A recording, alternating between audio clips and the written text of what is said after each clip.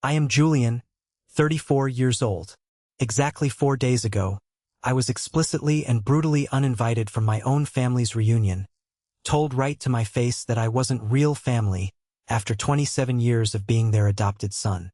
While I sat there, trying to process the absolute devastation of being discarded like an expired coupon, my adoptive brother looked me dead in the eye and delivered the cruelest words I have ever heard. He said, "You're not invited. It's for real family only." Everyone at the dinner table either laughed or stayed completely silent, humiliating me in front of the very people I had spent my entire adult life bleeding myself dry to impress. But there is one massive thing they didn't know. They thought they could casually erase me from the family tree while continuing to drain my bank accounts and live in the real estate I was quietly paying for. They had absolutely no idea I was about to unleash my lawyer on them and buy out the very financial firm holding the debt to their entire livelihood. And now, they are desperately pounding on my front door, facing absolute, inescapable financial ruin. Before I tell you exactly how I dismantled their perfect little world, hit that like button if you believe in justice and holding toxic people accountable. And don't forget to let me know where you are watching from in the comments below. I read every single one. Now, let's go back to the exact moment the illusion shattered. The smell of slow-roasted pot roast and freshly baked dinner rolls used to mean comfort to me. For over 2 decades, that scent was the hallmark of Sunday evenings at the sprawling suburban colonial house where I grew up. It was a house situated in one of those incredibly pristine neighborhoods where the lawns are manicured with mathematical precision and the neighbors gossip over HOA meetings and country club memberships. I had arrived exactly at 6 o'clock, just as I always did, carrying a $300 bottle of Pinot Noir for my adoptive mother, Sylvia. It was her favorite, and I always made sure to bring it, acting out the role of the dutiful, successful son. My adoptive father, Victor, answered the door. He gave me his standard greeting, a firm, overly aggressive handshake accompanied by a stiff pat on the shoulder. It was the kind of physical contact that always felt a little too calculated, a little too distant, like a politician greeting a minor donor. He didn't pull me in for a hug. He never did. I stepped into the foyer, handing my coat to the maid, and walked into the living room. My older adoptive brother, Harrison, was slouched on the expensive Italian leather sofa, nursing a craft beer. He barely looked up from his smartphone when I walked in, offering only a dismissive grunt as an acknowledgement of my existence. On the adjacent love seat sat my adoptive sister, Clara, and her husband, Preston. They looked like a page torn straight out of a luxury lifestyle magazine, sitting perfectly straight, wearing matching designer cashmere.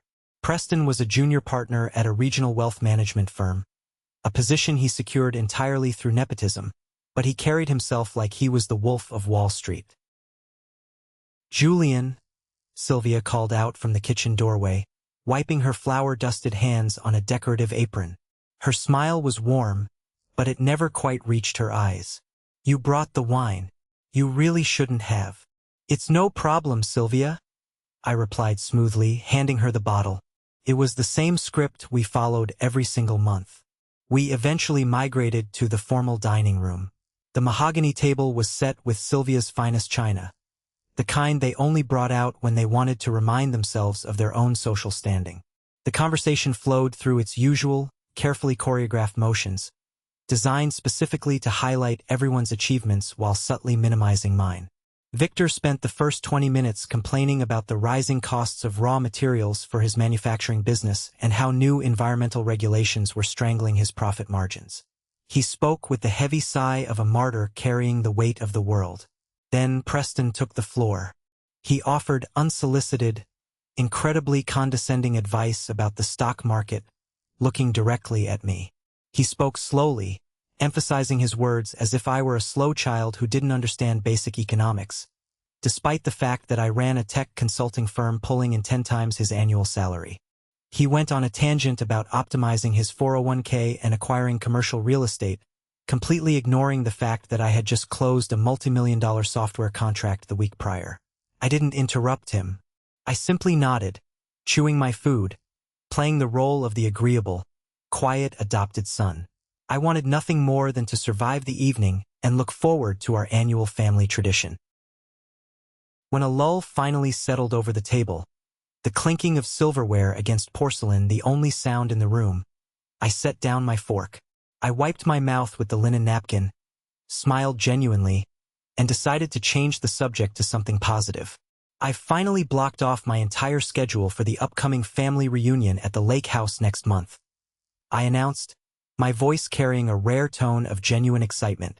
I looked over at Harrison, trying to bridge the endless gap between us. I'm thinking of driving up a few days early. Get the boat out. Harrison, you better watch out. I'm fully determined to break that largemouth bass record you set last summer. The silence that followed was not normal. It wasn't a gentle, awkward pause where someone is chewing and can't respond.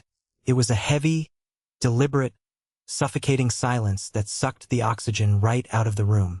It was the kind of silence that precedes a car crash. Harrison stopped chewing.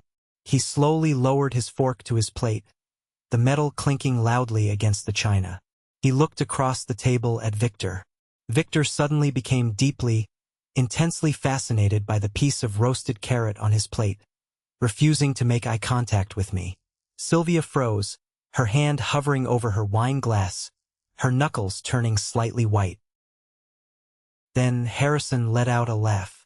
It was a sharp, mocking, incredibly ugly sound that cut straight through the tension and lodged itself directly into my ribs. He leaned back in his dining chair, crossing his arms over his chest, a cruel, satisfied smirk spreading across his face. "You're not invited," Harrison said, his voice dripping with condescension. "It's for real family only this time." The words hung in the air, vibrating with undeniable malice. Real family only. For a fraction of a second, my brain refused to process the sentence. I looked around the table, waiting for the punchline.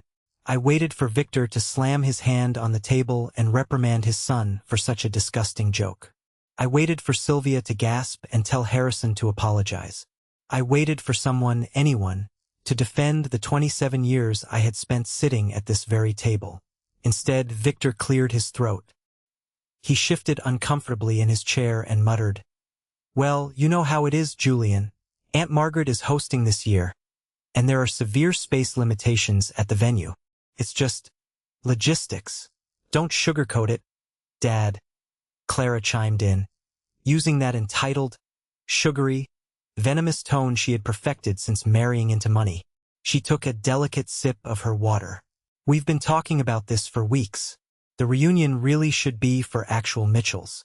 It's about preserving the bloodline and the heritage." Preston, never one to miss an opportunity to put me in my place, nodded sagely. He reached over and placed a comforting hand on Clara's arm, looking at me with faux pity. "Blood is thicker than water, after all. You have to respect the family's wishes, Julian. No offense intended, of course. No offense intended. They had planned this. The synchronized glances, the ready-made excuses, the absolute lack of surprise. This was not a spontaneous outburst from Harrison. This was a coordinated, premeditated ambush designed specifically to put the adopted outsider back in his place. They had sat around, likely drinking the wine I bought them, and voted me out of the family like it was a reality television show. I felt a physical pain in my chest, a deep, grinding ache that threatened to shatter my ribs. But years of surviving this family's emotional obstacle course had taught me how to wear an armor of absolute, impenetrable indifference. I did not yell. I did not throw my glass. I did not give them the satisfaction of seeing me cry. I carefully picked up my linen napkin, folded it neatly into a perfect square, and placed it next to my half-eaten plate. I stood up, pushing my chair back with a smooth, controlled motion. I forced the muscles in my face into a pleasant, entirely unbothered mask. "I see," I said, my voice eerily calm and steady. "Well, I appreciate you letting me know. As it turns out, I just remembered I have an incredibly early client meeting tomorrow morning that requires my immediate attention. Sylvia, the pot roast was spectacular, as always. Julian, you don't have to leave before dessert," Sylvia whispered, finally looking up. Her eyes held a flicker of guilt, but not enough to actually speak up for me. "I really do," I lied smoothly. Victor, Harrison, Clara, Preston. Enjoy the rest of your evening. I turned on my heel and walked out of the dining room. I walked down the long hallway, retrieved my own coat from the closet, and walked out the front door.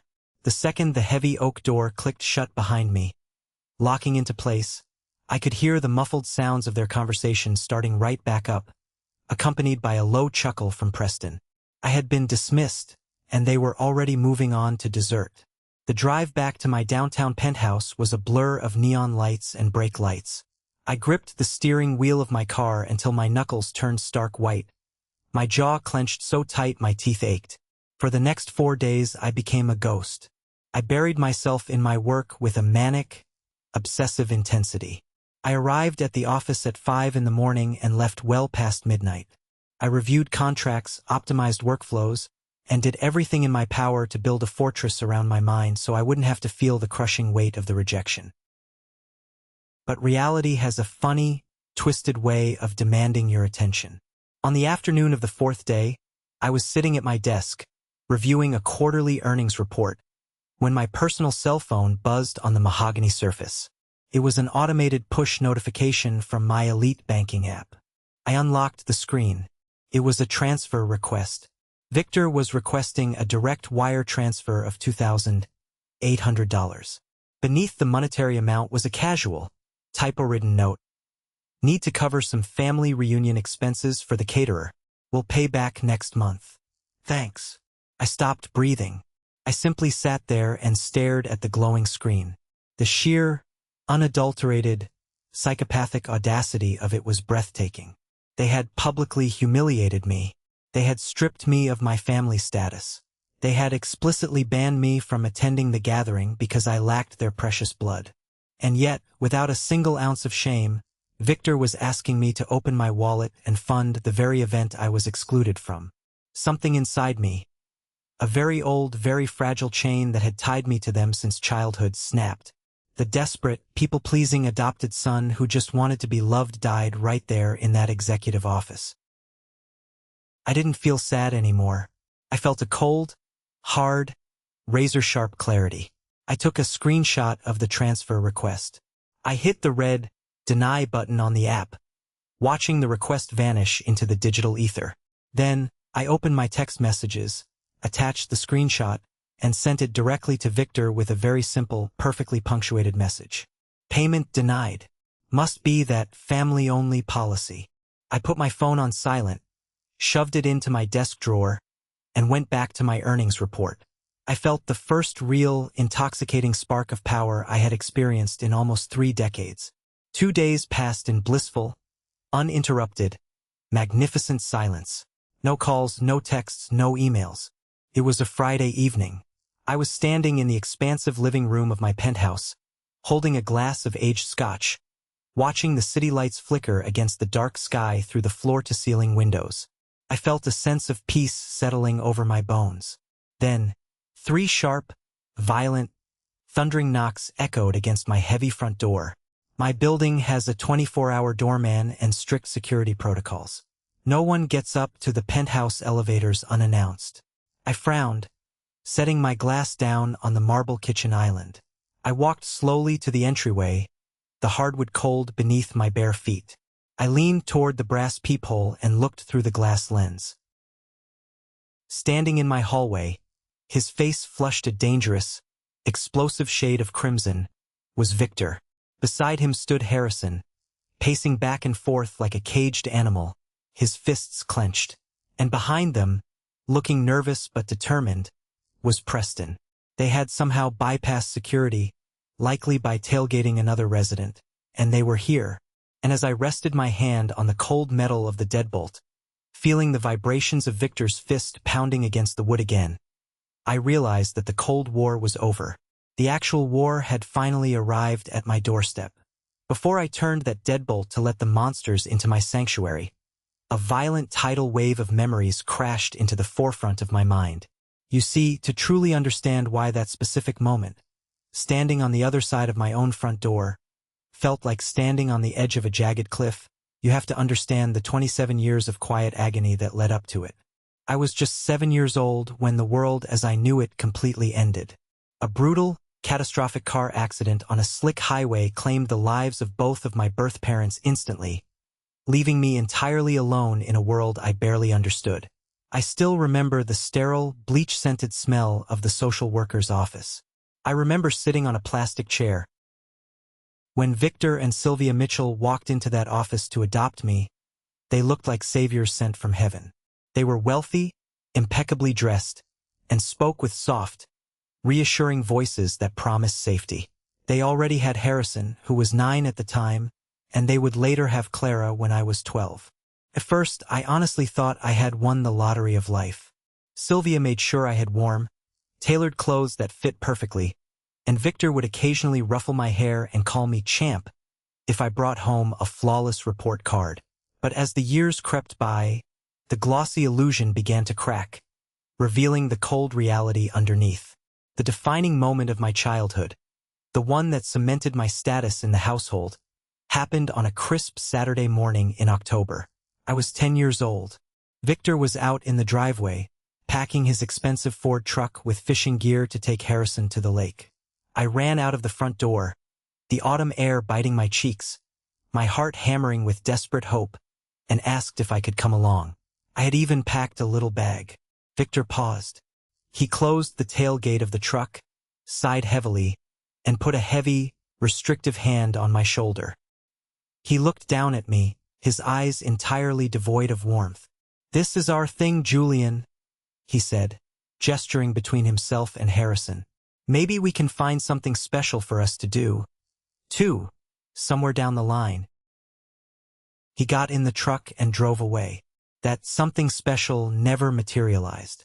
I stood in the driveway for an hour, watching the empty street, realizing for the first time that there was an invisible, impenetrable line drawn in the sand of this family, and I was standing permanently on the wrong side of it. As Harrison and I entered our teenage and high school years, the divide grew from a crack into a massive chasm. I poured every ounce of my energy, every waking moment, into academics. I dominated advanced calculus, physics, and computer science, foolishly hoping that academic achievement would act as currency to buy the love I so desperately craved. Harrison, meanwhile, floundered spectacularly. He was arrogant, lazy, and barely scraped by in basic algebra, spending his time partying and getting into trouble. Yet, Victor's eyes only ever lit up with genuine pride when Harrison stepped onto a high school football field to play a mediocre game as a backup quarterback. The financial discrepancy was even more glaring.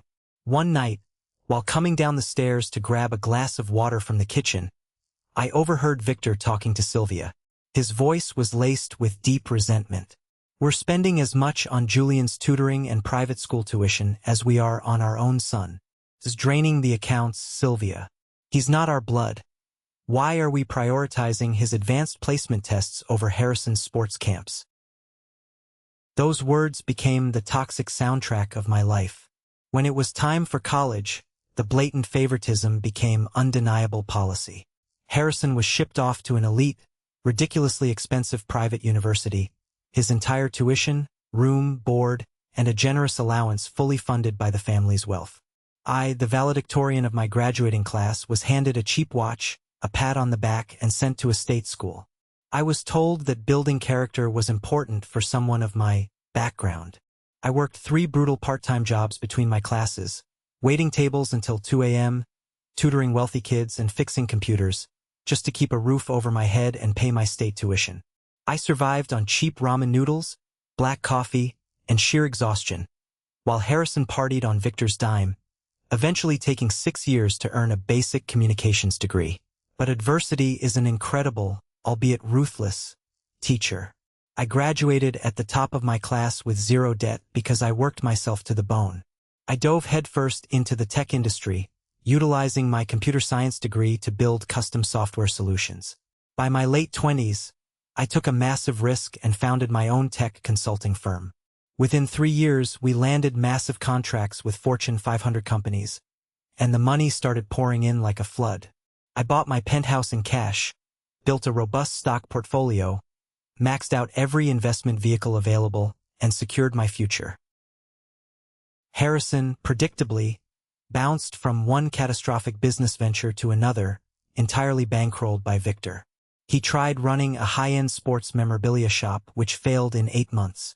Then he started a premium organic dog food delivery service, which ended in a lawsuit. Finally, he opened a craft brewery, which was currently hemorrhaging money. Every single one crashed and burned because of his profound laziness and sheer incompetence. And this is where my own foolishness, my own desperate need for validation, comes in. Despite the blatant favoritism, despite the constant microaggressions and reminders that I wasn't truly a Mitchell, I kept trying to buy my way into their hearts. I became their financial safety net, their secret ATM. When Victor's manufacturing business started bleeding money due to his outdated practices, he came to my office, hat in hand. He swallowed his pride just enough to ask for a $60,000 emergency business loan to cover payroll. I wired the money the very next morning, having him sign a basic promissory note that I honestly never intended to enforce. When Harrison's brewery debts piled up and creditors were threatening to seize his assets, Victor pleaded with me to intervene so his real son wouldn't have a bankruptcy on his public record. I quietly paid off $45,000 of Harrison's vendor debt. When Clara married Preston, Victor complained about severe cash flow issues and how embarrassed he was that he couldn't give his daughter the lavish country club wedding she demanded. I handed over $25,000, no questions asked, to ensure my sister had her perfect day. When the family decided they wanted a luxury lakeside vacation home but couldn't get approved for the full mortgage, Victor asked me to co-sign and contribute. I paid exactly half of the down payment and half of the monthly mortgage, amounting to $72,000 over 6 years, even though I was only ever invited up there for one miserable, uncomfortable weekend a year. Perhaps the most painful secret of all involved Sylvia. When she developed severe, crippling rheumatoid arthritis, Victor complained bitterly about the astronomical cost of her specialized biologic treatments, claiming they couldn't afford it and she would have to suffer with cheaper alternatives. I secretly contacted her medical providers. For 3 straight years, I anonymously paid $1,500 every single month directly to the clinic so my adoptive mother wouldn't be in pain. Sitting in my office the day after I denied Victor's transfer request for the reunion, my COO and closest friend, Felix, had forced me to pull up my personal financial ledgers. We sat in my office, the city bustling below us, and stared at the Excel spreadsheet in dead silence. The math was undeniable. Over $250,000. Over $250,000. That is what I had freely, willingly given to a family that wouldn't even let me eat a catered hot dog at their summer reunion because I lacked their specific DNA. I had functioned as their personal slush fund, financing their luxury, their monumental failures, their weddings, and their health care, all while they mocked my lineage and my status behind my back. I had literally financed my own rejection. The realization was a bitter, jagged pill to swallow, but it cured my blindness permanently. The fog of childhood trauma lifted, leaving behind a man who finally understood his own worth. The second series of heavy knocks on my front door echoed through the hallway, louder and more aggressive than the first, snapping me back to the present moment. Victor was out there, furious that his ATM had suddenly swallowed his card. I took a deep, centering breath, letting the ghosts of my past fade into the shadows of the penthouse. I was no longer the desperate 7-year-old holding a blue backpack. I was a man who owned the ground he stood on, and I was entirely done being a victim. I reached out, grasped the cold brass deadbolt, and pulled the door open. The second the door unlatched, Victor pushed his way inside before I even had the chance to step back, let alone invite them in. He brought the smell of cheap cologne and desperation with him. Harrison flanked him. His jaw clenched so tight I thought his teeth might shatter, while Preston lingered near the doorway, looking around my high-end, minimalist apartment with a toxic mixture of envy and upper-class disgust. "We need to talk," Victor demanded, his voice echoing off my floor-to-ceiling windows. He pointed a thick finger at my chest. "What the hell is wrong with you? Denying a simple transfer request and sending a smart-ass text message? You embarrassed me in front of the caterer." I didn't flinch. I didn't move away from his pointing finger. I simply crossed my arms over my chest and stared at him with eyes as dead and cold as winter ice. I think the text message was perfectly clear, Victor, I said, my voice steady, devoid of the emotional tremor he was likely expecting. I am not funding a party that I have been explicitly banned from attending. My money is apparently good enough for the Mitchell family, but my physical presence pollutes the bloodline. I'm just honoring your rules. Harrison stepped forward, pushing past Victor, his face contorted in a sneer. You can't just cut us off like this, you arrogant prick. We're family. You have obligations to this family after everything we did for you. We took you in when you were nothing. I actually laughed. It wasn't a happy sound. It was a dark, humorless bark that seemed to startle them. Obligations? That is absolutely fascinating, Harrison. Because just 4 days ago, you sat at a dining room table, drank the $300 wine I brought, and explicitly told me I wasn't real family. You cannot have it both ways. You cannot revoke my family card to stroke your own ego, and then try to swipe my credit card when the bill comes. You are either my brother or you are a charity case. Pick one. Preston scoffed, adjusting the cuffs of his tailored suit, stepping fully into the apartment. He adopted the arrogant posture he used when trying to close a bad deal. You're acting entirely irrational, Julian. You're throwing a tantrum. And regarding those loan agreements you forced Victor and Harrison to sign, they aren't nearly as binding as you think they are.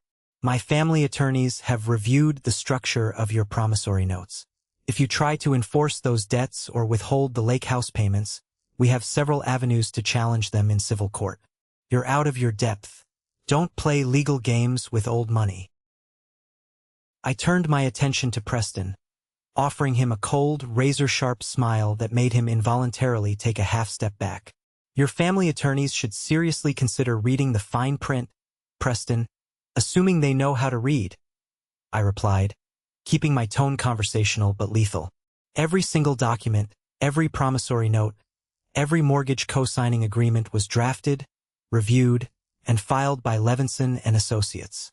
You know, the top commercial contract law firm in the state. But please, I am begging you, by all means, challenge them. I would absolutely love to have this all dragged out in open court. I would love to have a superior court judge examine the pattern of financial dependency your father-in-law has on me. I'd love to put the paper trail of Harrison's endless bankruptcies and embezzlements on public record for all of his country club friends to see. Preston's arrogant smirk faltered, his eyes darting to Victor. He knew the name Levinson. Everyone in the financial sector knew Levinson. Victor's face went from crimson red to a sickly, pale white. He raised his hands, his aggressive posture suddenly deflating as he tried to play the role of the exhausted, misunderstood patriarch. Julian, stop. This isn't about legal documents. This is about survival, Victor pleaded, his voice cracking slightly. You don't understand the immense pressure we're under. The manufacturing business is failing. The supply chain issues are killing our margins. Harrison's brewery is completely underwater and creditors are calling the house.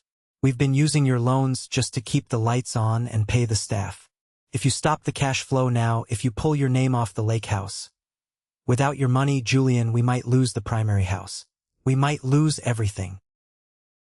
There it was, the ugly, naked, pathetic truth, stripped of all its country club veneer.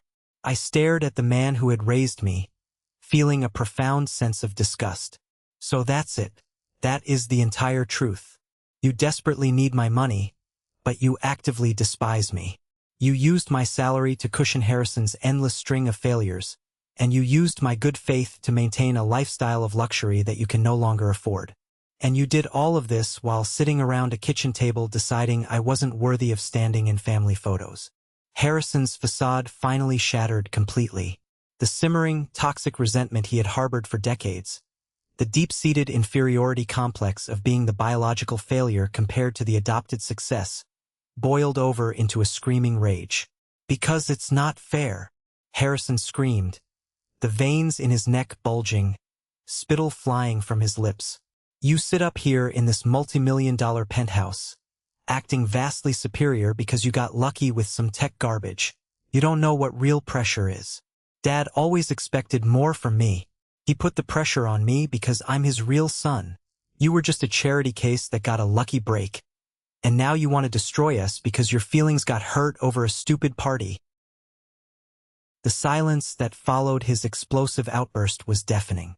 The echo of his words bounced off the glass windows. I looked at Victor. I waited for him to correct his son. I waited for him to say, "No, Julian is my son too." But Victor just looked away, staring at the floor. Even now, facing financial ruin, he chose his blood over what was right. He stood by the son who bankrupted him, and silently agreed with the condemnation of the son who saved him. I felt a strange, beautiful sense of absolute peace wash over me. The last remaining tether to this family, the final microscopic thread of hope I had been clinging to, simply snapped. It dissolved into nothingness. I was completely free. "Get out," I said, my voice dangerously calm, dropping an octave. "We are not leaving this apartment until you authorize that transfer and guarantee the mortgage payments." Victor growled, trying to muster his lost authority, stepping closer to try and physically intimidate me. I didn't blink. I pulled my cell phone from my pocket, dialed the front desk, and put it on speakerphone so they could hear every word. "Edward, this is Julian in Penthouse B," I said clearly. "I have 3 aggressive trespassers in my apartment who are refusing to leave. Send the security team up immediately, and please have the police on standby if they resist." Preston's eyes widened in sheer panic. He grabbed Victor's arm, pulling him back toward the door. The threat of public embarrassment, of being escorted out in handcuffs like common criminals in front of the wealthy residents of my building, was too much for their fragile, status-obsessed egos. They backed out into the hallway. "This isn't over, Julian," Victor spat venomously as he crossed the threshold. "Families disagree, but what you're doing is unconscionable. You will regret this." "It wasn't a disagreement, Victor," I replied, watching the elevator doors open behind them as the security guards stepped out. It was 27 years of conditional acceptance culminating in explicit rejection. "I'm just finally matching your energy. Have a safe drive home." I slammed the heavy door shut and threw the deadbolt. That night, my phone exploded. Victor and Preston had immediately launched a coordinated smear campaign. Text messages poured in from aunts, uncles, and distant cousins I barely spoke to. They called me selfish, an ungrateful bastard, and cruel for abandoning my aging parents in their time of desperate need. They had clearly been fed a highly edited, victim-centric version of the story where I was a greedy monster hoarding wealth while my poor adoptive family faced ruin. I didn't reply to a single one. Instead, I poured myself another scotch, opened my laptop, and drafted a formal, legally binding email. I addressed it to Victor, Sylvia, Harrison, and Clara. I attached every single PDF of every signed loan agreement. I attached every bank transfer receipt for the past decade. I attached the paperwork for the Lake House mortgage. I informed them, in cold, clinical legal terms, that I was initiating the process to remove my name from the Lake House deed and halting all payments immediately. I stated that per the signed contracts, all outstanding loans were now due in full within 30 days, and failure to pay would result in immediate asset seizure. I concluded the email with a single sentence. "Consider this formal notice that the Bank of Julian is permanently closed." I hit send, closed my laptop, and went to sleep. For the first time in my entire life, I slept like a rock. The next morning, the stormy gray clouds outside my penthouse windows perfectly matched the fierce, calculated energy brewing inside my chest. I arrived at the tech firm earlier than usual, bypassing my standard morning pleasantries with the reception staff, and walked straight into the glass-walled office of my COO, Felix. Felix looked up from his tablet, taking in my rigid posture, the dark circles under my eyes, and the tailored suit I was wearing like armor. He had known about my family situation for years and had constantly pushed me to set boundaries. "I did it," I told him, dropping heavily into the leather chair opposite his desk, exhaling a breath I felt like I had been holding for decades. "I cut them off. All of it. The loans, the mortgage, the handouts. I sent the formal demand letters last night." Felix set his tablet down slowly, a wide, deeply satisfied grin spreading across his face. It's about damn time, Julian. Welcome to the real world. Now, what's our next strategic move? Because guys like Victor don't just roll over and accept defeat. They fight dirty. We audit, I said firmly, leaning forward, tapping my finger on his desk. I want our financial intelligence guys to run a deep, forensic dive on Victor's manufacturing company, and I want them to tear apart every single one of Harrison's LLCs. I want to know exactly where every cent of my money went over the last 5 years. Preston threatened me with his family attorneys last night, talking about challenging the loans in court. If he wants a legal war, I want enough ammunition to bury them in discovery before a judge even strikes the gavel. Felix didn't hesitate for a second. He picked up his desk phone, dialed our lead forensic accountant, and set the wheels in motion. For the next 3 days, while my adoptive family maintained a hostile, terrifying radio silence, my team dug ruthlessly through public records, corporate tax filings, shell companies, and vendor histories. What they uncovered was infinitely worse and far more criminal than I could have ever imagined in my worst nightmares. On Thursday afternoon, Felix walked into my office, closed the door behind him, and locked it. He didn't smile. He dropped a thick, heavy manila folder squarely in the center of my desk. "You're going to want to sit down for this one," Felix said, his voice completely devoid of its usual light-hearted humor. "And you might want to call David Levinson immediately after you look at this." I opened the folder.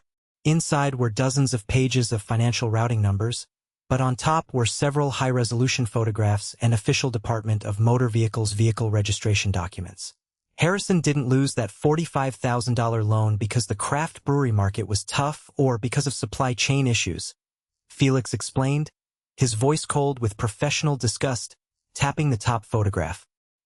He embezzled his own corporate funds, the exact funds you loaned him to save his business, and he used it as a massive down payment to buy a vintage, fully restored Porsche 911. I stared at the glossy photograph of the sleek, silver sports car. My blood ran absolute zero. He knew if he registered it under his name, creditors would seize it. Felix continued, flipping to the next page. So, he created a shell LLC registered under his current girlfriend's maiden name. He's been hiding the Porsche in a private, climate-controlled storage facility across town, paying the monthly storage fee using the corporate credit card from his failing brewery. While I was pulling 80-hour work weeks, sleeping on my office couch, sacrificing my youth to build my company and secure my future, Harrison was using my hard-earned cash to play Playboy race car driver. It wasn't just financial mismanagement or incompetence. It was calculated, malicious, felonious fraud. "Hold on to this," I told Felix, sliding the folder back to him, my voice barely a whisper. "Lock it in the safe. We're going to need it when we drop the hammer." Just as Felix unlocked my office door to leave, my personal cell phone rang. The caller ID flashed Sylvia's name, my adoptive mother, the woman who had remained completely, cowardly silent during my humiliation at the dinner table.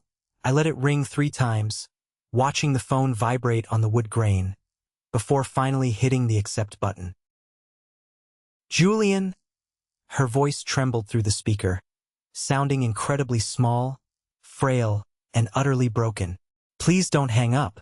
I've been crying for days. I haven't slept."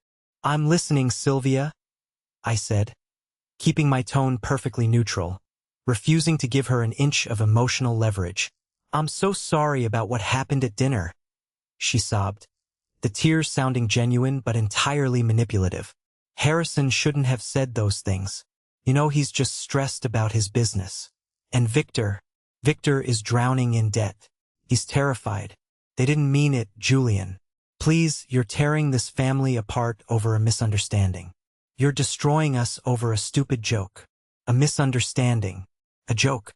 That was the narrative they had decided to go with. I leaned back in my executive chair, staring at the ceiling, feeling a profound wave of exhaustion wash over me. "Sylvia, let me ask you a very simple, direct question, and I want the truth. Did you know they were going to uninvite me before I sat down at that table? No, of course not, she cried, laying the victim act on incredibly thick, her voice rising in pitch. I was just as shocked as you were. I tried to tell them afterward that it was wrong, that you were my son. Stop lying to me. I cut her off, my voice dropping an octave, slicing through her fake tears like a scalpel. You have never stood up to Victor a day in your entire life. But I'm curious. If it was just Harrison running his mouth, why did Victor agree? Why did Clara agree so quickly? Why did Preston have a speech prepared about bloodlines? There was a long hesitation on the other end of the line. The silence stretched until it became physically uncomfortable. I could hear her ragged breathing. I applied a little more pressure. If you don't tell me the exact truth right now, Sylvia, I am hanging up, I am changing my number, and you will never speak to me again as long as you live. It was the caterer, she blurted out, her voice cracking under the intense pressure, the truth finally spilling out like poison from a wound.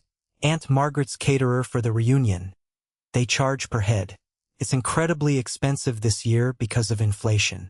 Victor told us we had to cut the guest list to save money. We sat down in the kitchen 2 weeks ago to figure out who to cut so we could stay under budget. Harrison suggested you since you weren't blood anyway and wouldn't care. Victor agreed it would save a few $100s. I didn't want to fight them, Julian. I just wanted peace in the house. I closed my eyes. The sheer, pathetic, heartbreaking reality of it washed over me. The woman who had baked me birthday cookies, the woman whose agonizing medical bills I had secretly paid for 3 years to keep her out of pain, had sat at her kitchen table, looked at a spreadsheet, and agreed to cross my name off a list to save a few $100s on catering. She had traded my dignity, my humanity, and my love for a cheaper appetizer tray. You agreed to cut me from the family to save a few bucks, I said softly, the betrayal tasting like bitter ash in my mouth. But you still let Victor text me a few days later, asking me for nearly $3,000 to pay for the rest of the party. We were desperate, she sobbed, breaking down completely. We didn't have the cash. Please, Julian. I'm your mother. You have to help us. No, I replied, the ice finally freezing over my heart completely, killing whatever affection I had left for her. You are not my mother. You were just my landlord. And my lease is officially up. I ended the call. I didn't feel angry anymore. I didn't feel sad. I felt a terrifying, absolute, beautiful calm. The storm of grief inside me had settled, leaving behind a clear, unobstructed path to total war. I picked up my desk phone and called my corporate attorney, David Levinson. He answered on the first ring.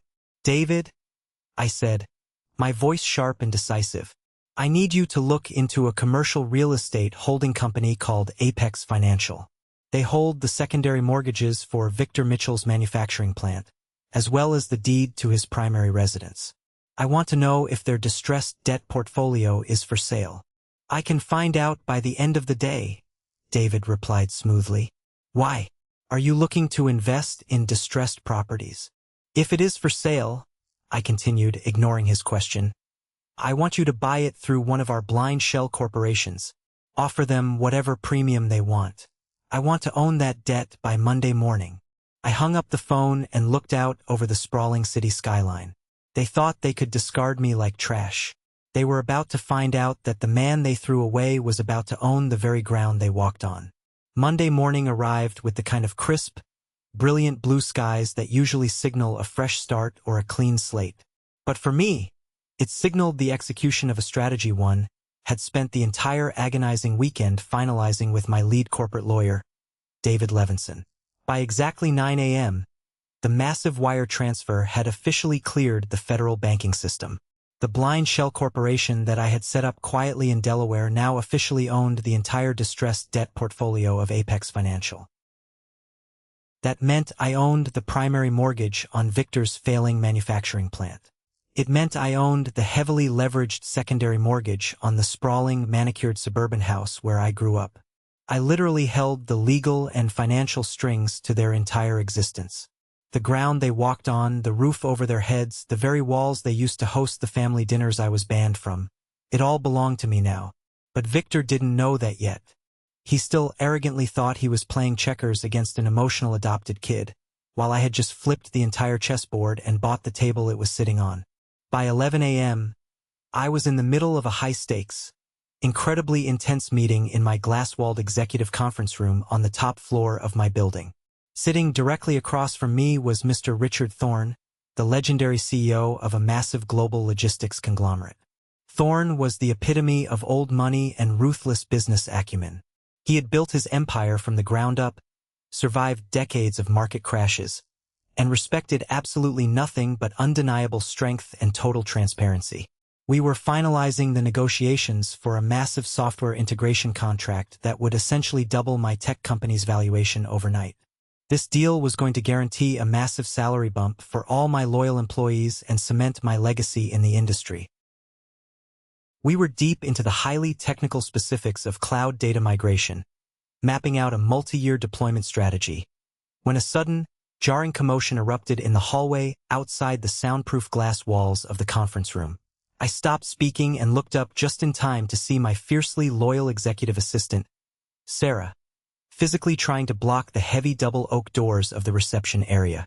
She was holding her ground, but she was abruptly shoved aside by brute force, bursting into my corporate sanctuary, looking like they had just walked out of a chaotic, humiliating country club meltdown, were Victor, Sylvia, and Harrison. They had somehow bypassed the lobby security, most likely by aggressively bullying the new kid at the front desk and threatening to have him fired, and marched straight into the heart of my business. Victor was wearing his absolute best tailored navy suit, the exact one he always wore when he needed to intimidate local bank managers into extending his credit lines. Harrison looked completely manic, his eyes bloodshot, his tie loosened, sweating profusely while clutching a battered leather briefcase. Sylvia trailed slightly behind them, dabbing her dry eyes with a monogrammed tissue, already perfectly slipping into the role of the frail, distressed, victimized mother. They completely ignored Sarah's protests and barged right into the conference room, letting the heavy doors slam shut behind them. Mr. Thorne stopped mid-sentence, setting his gold pen down on his legal pad, his thick silver eyebrows raising in pure astonishment as he looked at the intruders. "Julian," Victor boomed, his voice deliberately loud, designed specifically to establish immediate dominance in front of my prestigious guest. He completely ignored Thorne's presence and marched straight toward the head of the mahogany table where I sat. "We are entirely done playing these childish, vindictive games of yours. You are going to sign a formal reinstatement of those loan agreements right here, right now, or I am going to have my lawyers file a massive civil lawsuit for breach of contract and intentional infliction of emotional distress before noon today." Harrison stepped up beside his father and slammed his leather briefcase onto the polished mahogany table with enough force to rattle the water glasses. He popped the brass latches, reached inside, and aggressively pulled out a thick stack of hastily drafted legal documents. "Sign it, Julian," Harrison sneered, leaning over the table, his breath smelling of stale coffee and sheer panic. "You're not going to bankrupt this family over a petty, pathetic grudge, just because you didn't get a golden ticket to Aunt Margaret's party. Sign the papers, guarantee the real estate payments on the lake house, and we walk away quietly." I didn't flinch. I didn't stand up to meet their aggression. I didn't let a single ounce of the childhood anxiety they usually triggered rise to the surface. Instead, I slowly leaned back in my ergonomic leather chair, steepled my fingers under my chin, and looked at them with a level of cold, clinical detachment that actually made Victor pause in his tracks. "Victor," I said softly, the absolute quietness of my voice forcing them to stop yelling and lean in just to hear me. "You are illegally trespassing in my corporate office and interrupting a private, highly confidential meeting with a very important client. You need to turn around, walk out that door, and leave the premises. Now." "I am your father," Victor shouted, his face turning a dangerous shade of red, playing his ultimate, desperate trump card. He finally looked over at Mr. Thorne as if expecting some sort of patriarchal backup. "And I sincerely apologize for the interruption, sir, But my son is having a bit of a mental breakdown. He is trying to destroy our family business and our livelihood over a simple family misunderstanding. I'm sure a man of your impressive stature understands that serious family matters sometimes require immediate, aggressive intervention." Mr. Thorne didn't say a single word. He didn't blink. He just leaned back in his chair, crossed his arms over his tailored suit jacket, and looked directly at me, waiting. He was testing me. He wanted to see exactly how the CEO of the tech firm he was about to give $50 million to handled a sudden, catastrophic crisis. This was Victor's ultimate trap. This was the ambush of complacency.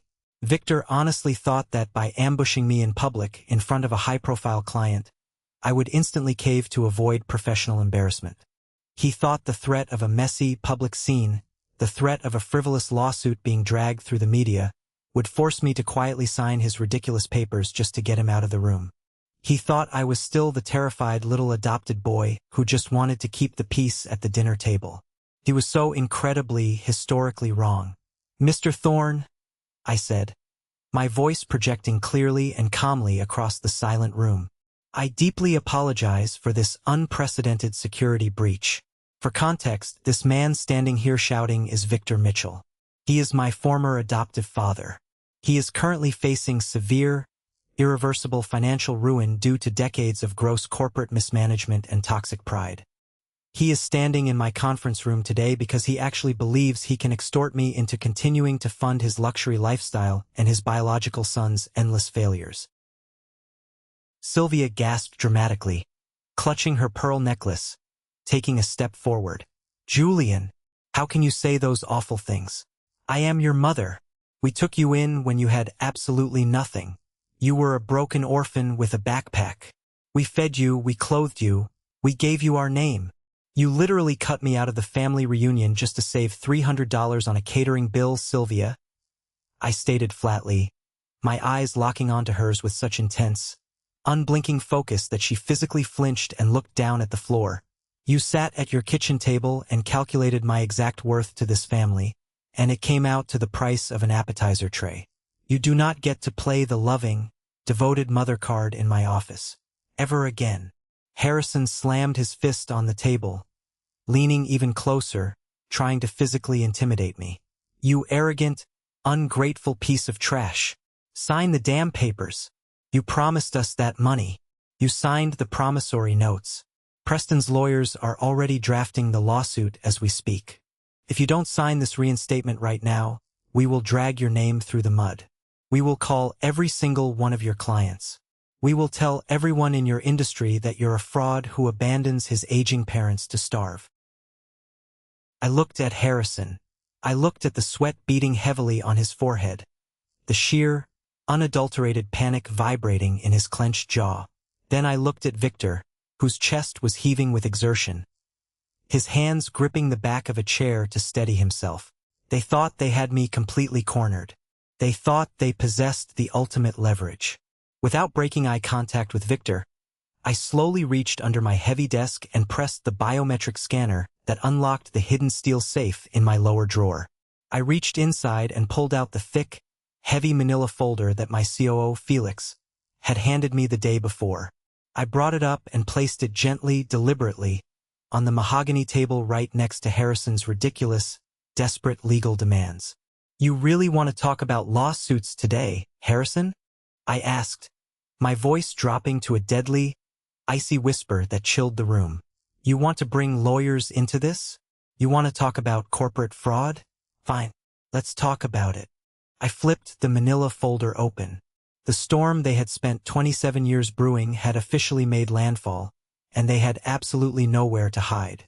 I reached into the folder, bypassed the spreadsheets, took the first glossy photograph out, and slid it smoothly across the mahogany table until it stopped right in front of Harrison. It was a high-resolution, perfectly clear image of the vintage, custom silver Porsche 911 sitting safely inside its climate-controlled, highly secure storage unit. "Beautiful car, Harrison," I said casually, leaning back and crossing my legs, though the tension in the room was thick enough to choke on. "A fully restored classic. Impeccable interior. Must have cost an absolute fortune to acquire. Harrison froze completely. The angry red color instantly drained from his face, leaving him looking like a terrified ghost. His eyes darted frantically from the photograph on the table to my face, his mouth opening and closing silently like a suffocating fish pulled from the water. Victor frowned in deep confusion. He looked down at the picture, then back up at me, entirely missing the context. What the hell is this? Julian, stop changing the subject with random pictures. What does a sports car have to do with you signing these reinstatement documents? It has absolutely everything to do with it, Victor, I replied, my voice steady and surgical. I reached back into the folder, pulled out the official Department of Motor Vehicles registration papers, and slid them right next to the photograph.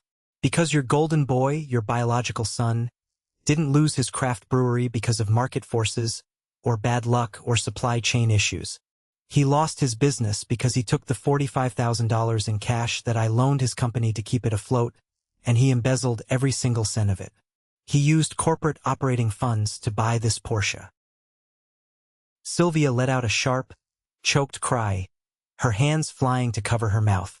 Victor stared at the DMV papers, his mind desperately struggling to comprehend the massive, undeniable betrayal sitting in front of him.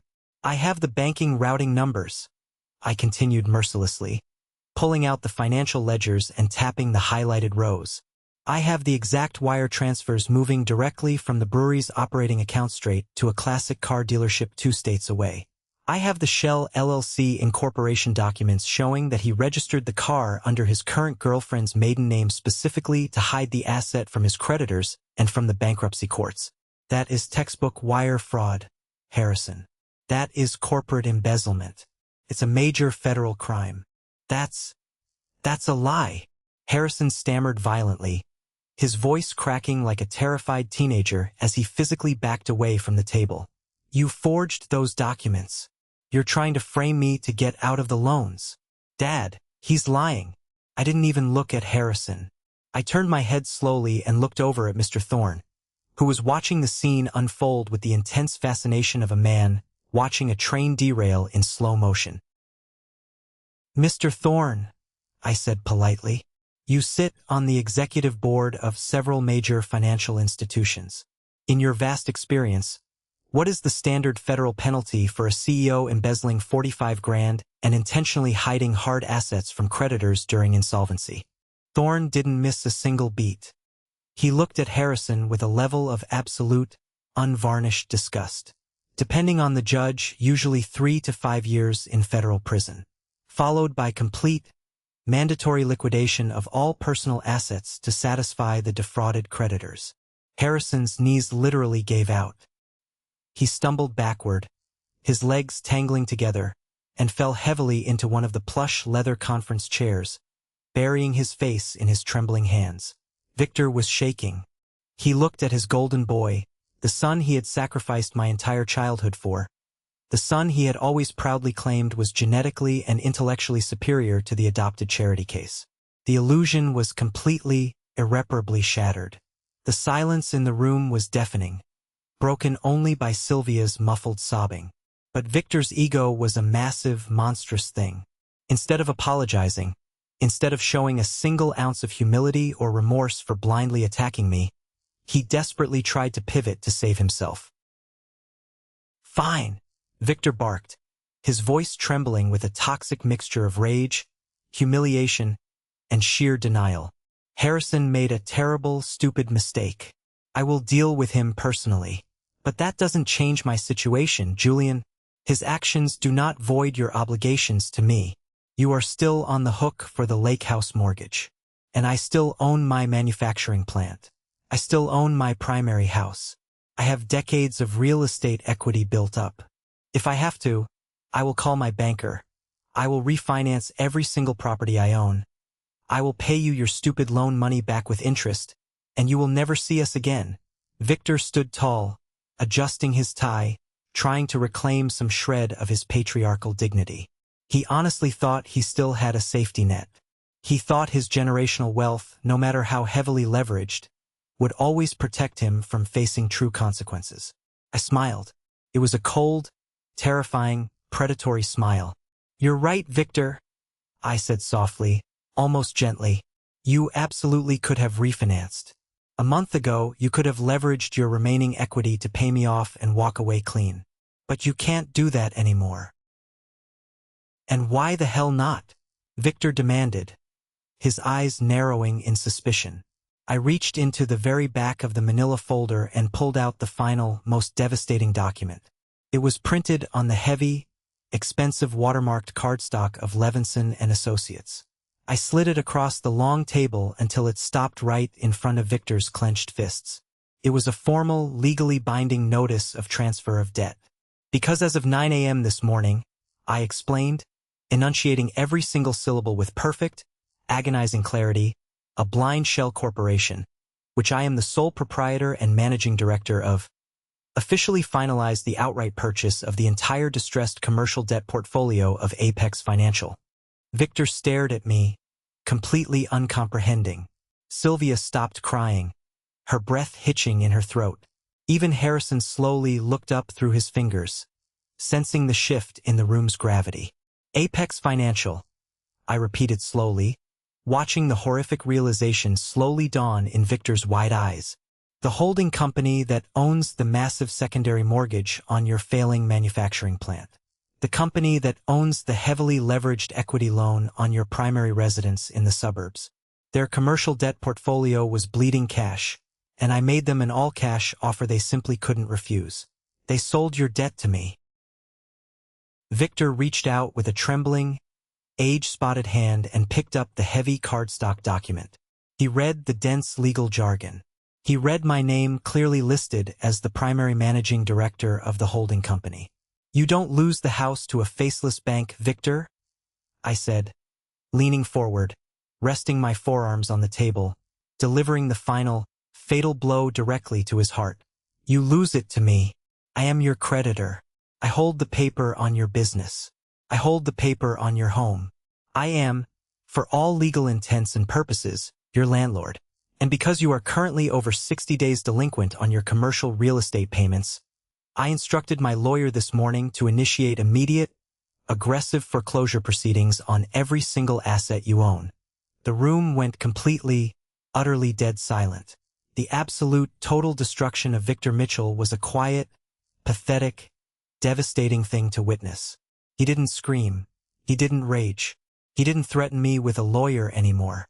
He simply crumbled.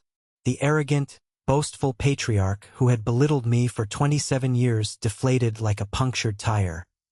He dropped the legal paper onto the table, staggered backward as if he had been physically shot, and collapsed heavily into a chair next to his embezzling son.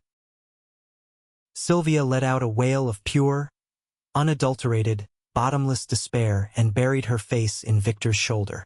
They had absolutely nothing left. No leverage, no fake moral high ground, no country club status. Just the crushing, inescapable weight of their own toxic actions coming back to completely bury them. Mr. Thorne slowly stood up from his chair. He buttoned his bespoke suit jacket, adjusted his cuffs, and looked at the three broken people sitting at my table with an expression of sheer, unfiltered pity. Then he turned, looked directly at me, and extended his hand. "Julian," Mr. Thorne said, his deep voice ringing with profound, undeniable respect. "I have seen a lot of hostile corporate takeovers in my time on Wall Street, but I have never, in all my years, seen a man clean house with such absolute precision and grace. Send over the final integration contracts this afternoon. My legal team will sign them by tomorrow morning. I look forward to doing a massive amount of business with you." I stood up and shook his hand firmly, sealing the biggest deal of my life over the ruins of my abusers. "Thank you, Richard. I'll gladly walk you out." After I safely escorted Mr. Thorne to the private executive elevator, the building's armed security team finally arrived in the conference room. I didn't say another word to Victor, Sylvia, or Harrison. I didn't need to. I simply stood by the glass window, my hands in my pockets, looking out over the sprawling city skyline, while three burly security guards escorted my former family out of the building. They walked out in absolute, humiliating silence, their heads bowed low, carrying the incredibly heavy weight of complete financial and social ruin.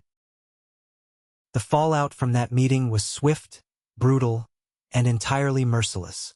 Within 48 hours, I fully executed my legal rights as their primary creditor. I sent a professional repo team directly to the climate-controlled storage facility across town. They bypassed the angry girlfriend, hitched Harrison's precious, embezzled vintage Porsche to a heavy-duty tow truck, and hauled it away. I was told later by the storage facility manager that Harrison had shown up in an Uber just as the truck was pulling out. He was screaming, crying on his knees in the middle of the asphalt parking lot, desperately begging the tow truck driver to stop.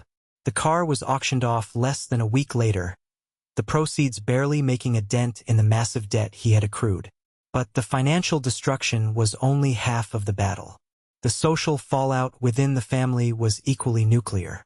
I took all the documents, the official eviction notices, the commercial foreclosure filings, the indisputable bank proof of Harrison's embezzlement, and an audio recording of my phone call with Sylvia where she blatantly admitted they cut me out of the reunion to save catering money, and I sent a massive, undeniable email blast to the entire extended Mitchell family. Aunts, uncles, cousins, grandparents. Every single person who had texted me the week prior calling me a monster received the unvarnished, documented truth delivered straight to their inboxes. The massive family group chat, which I was still technically a part of, went completely dead silent for a full 24 hours as people digested the sheer scale of Victor's lies. Then my cousin Silas, a quiet, highly observant guy who had always been a bit of an outcast himself because he didn't care about status, finally spoke up. He sent a long, devastating message to the entire family. I can't stay quiet anymore. I was standing in the kitchen last Thanksgiving, grabbing a drink. I heard Victor talking to Preston on the patio. He explicitly called Julian a cash cow and laughed about how ridiculously easy it was to get money out of him because of his adoption trauma. Victor said Julian was desperate for approval. I didn't say anything back then because I was terrified of Victor cutting my kids out of the family college fund. But I'm not scared anymore. Victor is a fraud, and Julian is the only real man in this entire family. That single message from Silas completely broke the dam. The extended family violently fractured into pieces. Half of them, horrified by the mountain of legal evidence and Silas's shocking confession, immediately cut all ties with Victor and Sylvia. Aunt Margaret, the one hosting the highly anticipated family reunion, sent out a mass email publicly canceling the entire event. She stated she refused to host a gathering for people who treated their own adopted child like an ATM machine while stealing from their own businesses. But toxic families always have a deep, rotting core that goes further down than you expect. And my story had one final, incredibly unexpected twist.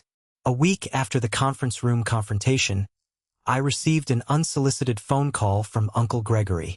Gregory was Victor's older brother. He had always played the role of the jovial, fair-minded peacemaker at family gatherings, the guy who handed out cigars and settled arguments.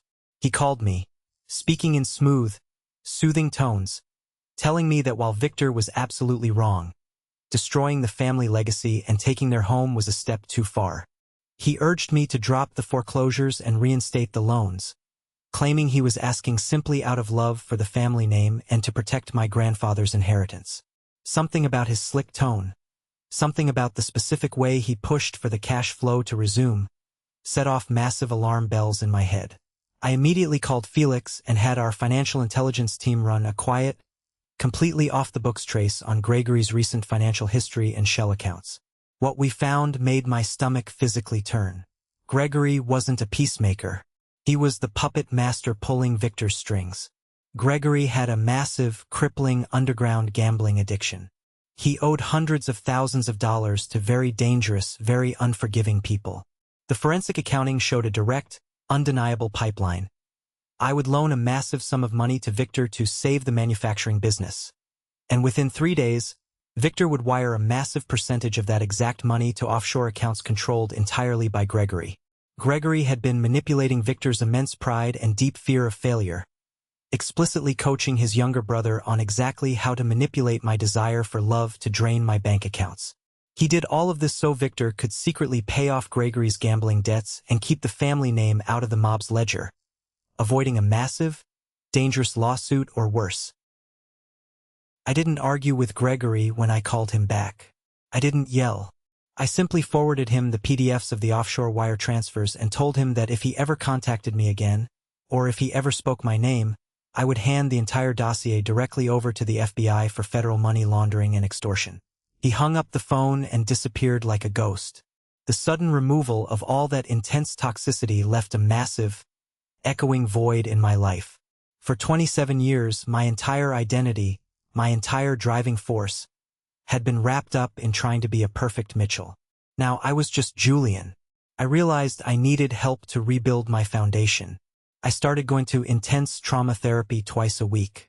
Dr. Hayes, a brilliant specialist in adoption trauma, helped me slowly unpack decades of conditional love and severe emotional manipulation. He helped me realize on a fundamental level that setting boundaries isn't an act of cruelty against your abusers. It's an act of deep, incredibly necessary self-preservation. I stopped working 80-hour weeks. I delegated more to Felix, took my massive salary bump from the Thorn deal, and bought a beautiful, rustic wooden cabin up in the mountains, surrounded by towering pine trees and a crystal-clear, freezing lake. It wasn't a pretentious status symbol like Victor's lake house. It was a quiet, healing sanctuary.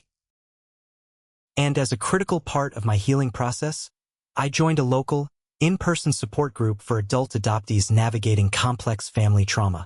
I sat in folding chairs in community center basements, drinking terrible coffee, and listened to incredible people who understood exactly the specific, agonizing pain of feeling like you owed a massive, unpayable debt for simply being kept alive. That was exactly where I met Harper. She had fiery auburn hair, a razor-sharp wit, and a horrific story of family betrayal and a vicious custody battle that rivaled my own. She didn't care about my luxury penthouse. She didn't care about my tech company or my net worth. She cared that I understood exactly what it felt like to be the odd one out, the disposable child. Our shared trauma built a foundation of incredible, unbreakable honesty, and slowly, over months of late-night talks, that friendship blossomed into the deepest, most authentic, unconditional love I have ever known.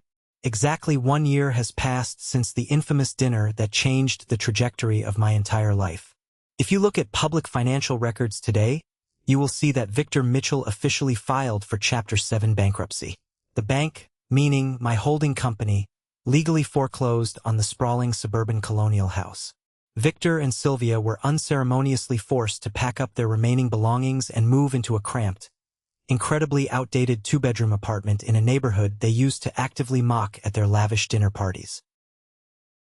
Harrison is currently working a minimum-wage retail job at a big-box hardware store, his meager wages heavily garnished by the courts to pay off his remaining embezzlement debts. And my sister Clara, her husband, Preston, quietly filed for divorce the absolute second the Mitchell family name lost its financial luster and social standing, leaving her to navigate the real world completely on her own, without a trust fund to fall back on. They have absolutely nothing. Not because I was a cruel, vindictive monster who wanted to see them suffer, but because I simply stopped acting as a human shield, protecting them from the devastating consequences of their own toxic, fraudulent actions. I, on the other hand, have never been richer, and I don't just mean financially, though the business is currently booming beyond my wildest expectations. I mean spiritually. Last month, I hosted my very own family reunion. It wasn't held at an exclusive, overpriced country club, and there certainly wasn't a strict bloodlines-only policy enforced at the door. It was held at my rustic cabin up in the mountains. Felix and his lovely wife were there, laughing loudly and manning the barbecue grill. My cousin Silas drove up with his kids, finally free from the toxic, overbearing shadow of Victor's constant disapproval. Dr. Hayes even made a brief, wonderful appearance, along with half a dozen amazing, resilient friends I had made from the adoption support group. And standing right by my side, laughing brightly as she tried in vain to teach my new golden retriever puppy how to catch a frisbee, was Harper. We ate slightly burnt hot dogs, drank cheap, ice-cold beer out of a cooler, and stayed up well past 2 a.m. telling incredible stories around a massive, crackling bonfire. There was absolutely no tension in the air. There was no walking on eggshells, terrified of saying the wrong thing. There were no coded, passive-aggressive insults about where I came from or whose blood ran in my veins. It was loud, it was messy, it was chaotic, and it was the most genuine, beautiful family gathering I have ever experienced in my entire life. That same weekend, I also officially launched the Julian Mitchell Adoption Foundation. I fully seeded the charity with the massive profits I made from liquidating Victor's commercial assets and selling off his manufacturing plant. The foundation now provides completely free, extensive psychological therapy, college fund grants, and legal resources for adopted children and young adults who are facing toxic family dynamics and severe emotional abuse. The exact money that Victor used to try and break me, the wealth he hoarded to elevate his biological son, is now being aggressively used to put thousands of broken, discarded kids back together. Later that evening, long after the guests had retired to sleep in the guest cabins, Harper and I stood alone on the wooden deck of the main house. We leaned against the sturdy cedar railing, wrapped tightly together in a thick wool blanket, watching the bright silver moon reflect perfectly off the glassy, undisturbed surface of the mountain lake. She rested her head gently against my shoulder, her fingers warmly intertwined with mine. "Are you okay?" she asked softly, knowing full well that the 1-year anniversary of the infamous, life-altering dinner party had just passed. I took a deep, slow breath, filling my lungs with the cold, crisp, incredibly clean mountain air. I closed my eyes and thought about the terrified 7-year-old boy clutching the faded blue backpack in the social worker's office. I thought about the exhausted teenager working 3 grueling jobs just to be noticed by a man who couldn't love him. And I thought about the man standing here today, who finally realized his own inherent, undeniable worth. I said, opening my eyes and pulling her closer. And for the first time in my entire life, it was the absolute, unshakable truth. I learned the absolute hardest way possible that blood does not make a family. Blood is just biology. It's a genetic accident. True family is defined by consistent respect, unconditional support, and mutual love. Family are the people who fiercely defend your name and your honor when you aren't in the room to defend yourself. They are the people who celebrate your victories instead of being threatened by them, and they are the people who do not treat your generosity as a weakness to be endlessly exploited. If you are watching this video right now, and you are completely exhausted from trying to earn the love of people who continually, cruelly move the goalposts, I need you to hear this message loud and clear. Stop running the race. You cannot buy respect. You cannot earn unconditional love by offering yourself up as an emotional or financial punching bag. Setting hard, impenetrable boundaries isn't selfish, and it isn't cruel. It is absolutely essential for your mental and physical survival. You have to find the courage to walk away from the table where respect is no longer being served. The family you consciously create for yourself, built on a solid foundation of truth, shared experiences, and mutual respect, will always be infinitely stronger and more beautiful than the one you were simply born or adopted into. Let's pause for a moment. Thank you so much for staying with me this far. You're truly amazing, and your time means the world to me. Please help me by liking the video and commenting the number 1 below so I know you've been here with me until the very end. This not only helps more people discover this story, but also lets me know that my experiences actually mean something to someone out there who might be struggling. Have you ever faced something similar with your own family? Have you ever had to draw a hard line in the sand and cut toxic people completely out of your life to protect your own peace? Share your story in the comments below. I promise I read as many as I can, and don't forget to like and subscribe so you don't miss the next journey. Stay strong, protect your peace fiercely, and never let anyone make you feel like you aren't enough.